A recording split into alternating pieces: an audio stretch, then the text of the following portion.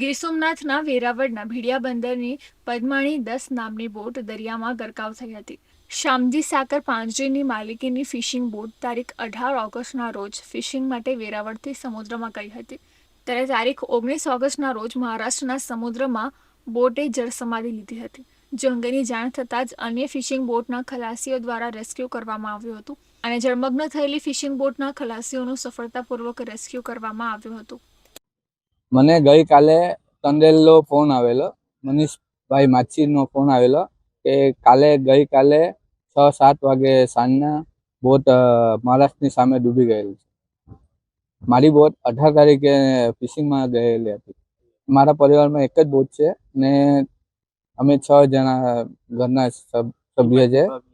અમે એના ઉપર નિર્ભર હતા. 18 તારીખે બોટ મારી નીકળેલી છે. એમાં ખર્ચો ખાલી ડીઝલ, પાણી ને રાશનનો 7 થી 8 લાખ રૂપિયાનો થયો હતો. કે મારી બોટની કિંમત તો 45-50 લાખ જેવી છે. આ બધું ગણતા 55-60 લાખ જેવું થાય. હવે મારી કમાણીનું સાધન જ એક વયું ગયું. સરકાર મદદ કરે તો